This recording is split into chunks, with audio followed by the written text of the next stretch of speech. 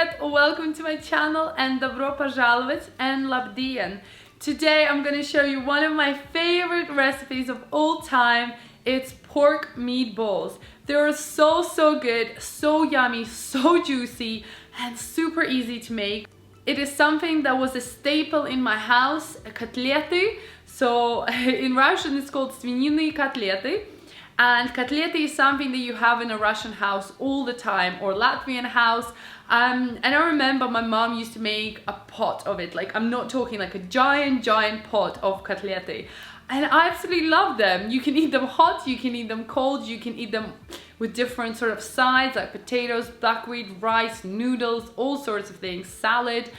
And yeah, I really think you're gonna enjoy this recipe, guys. So let's get started. But before we do, make sure you subscribe to my channel, and I want to reach 100,000 subscribers, so click the little bell.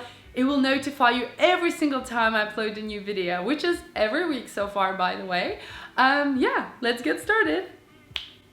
In a food processor, add onions together with garlic, and then add egg, and we're gonna blitz everything together. If you don't have a food processor, you can chop onions and garlic by hand, but make sure it's nice and finely grated.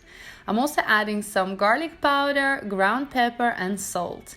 And I'm gonna blitz this until it's nice and smooth on a fast speed.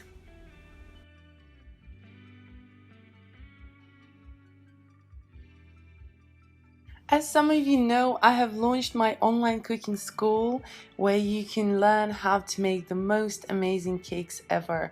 I've got level 1, 2 and 3 for beginners to advanced, and you'll be able to learn the beautiful mousse cakes. You can also do this as a gift for somebody who loves cooking and baking. I think it's an awesome present. And of course, if you wanted to learn yourself. Each course has over 20 to 40 video lessons in there where I teach you all the skills, different cakes and unique designs. We also have a Facebook community group for all the bakers that join my course, and you will have my unlimited support throughout teaching and learning. I really hope to see you in my online cooking school, and if you have any more questions, then leave the comments down below. Once it's all blitzed, I'm gonna add my minced pork meat inside. And I really like using a food processor as it gives it a really sort of whipped cutlets, and they become super tender. But again, you don't have to use this. You can use your hand and just whip this with your hand, incorporating as much air as you can. Once it's all been mixed together, we're going to take this out and place it into a large bowl.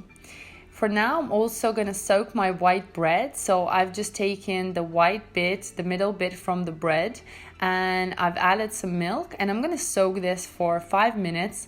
And this is really important to give your cutlets really sort of tasty and juicy and tender bite. And you don't have to do this step, but I really prefer it, and it's quite an old-fashioned way how my granny used to make. So you want to just use your hands and kind of touch the bread and make sure it comes nice and soggy and soft.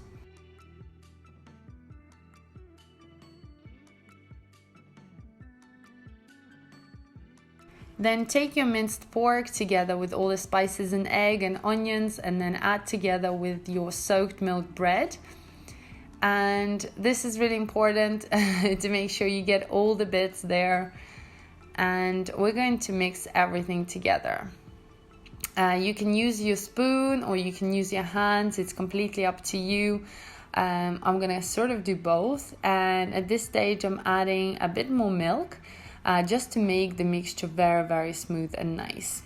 Make sure you add a little bit of milk at a time because you don't want the mixture to be too wet. Meat takes up a lot of moisture and water, or milk, or any sort of liquid, so it's really important to add a little bit at a time.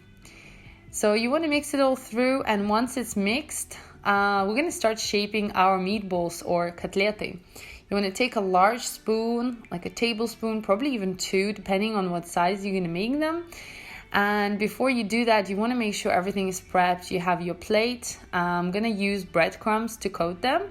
And you also have a board where you're going to place your cutlets. So take a large spoon, make sure your hands are nice and wet. It will make it easier to shape the meatballs. And then once you've created your shape, you want to dip them right into your breadcrumbs from around the sides, edges, and on top at the bottom. And then just lightly press on top of it, and it's done. And you want to place this onto your board. I like to get them all done before I fry them because your hands get dirty. So if you're gonna roll some out and then fry, and then you have to wash your hands several times, so it just makes it a tad easier when you have got it all on your board lined up just like that. The next step is to add some oil into your pan. You can use sunflower oil or vegetable oil. I also like to add a little bit of butter, about a tablespoon, just to give it a super golden brown color. And then I'm gonna add all my cutlets. Don't try and overfill them, but just enough. You can move them with your hand if you wanna, create more space for them. And I'm cooking on quite low heat at the beginning because we really want that crunchy sides. And after about 5 to 8 minutes, you want to turn them around, and you can see how golden and beautiful they've become. The meatballs will shrink a little bit, but not too much, which I really like. And your house is going to smell amazing. I can't even describe how good they are. And once they're done, you can just serve them straight away on a plate. You can keep them in the fridge or even freeze these. They freeze really well up to a few months. And they're so juicy, guys, so delicious. You can have them with anything you want: salad, potatoes, rice, buckwheat. I'm just going to show you how juicy and soft they are inside. Look at that. Oh my gosh, I'm so hungry now. Yeah, guys, I hope you tried this recipe. I can't wait to see your meatballs. Make sure you tag me at AllasYummyFood and enjoy loads of my other videos.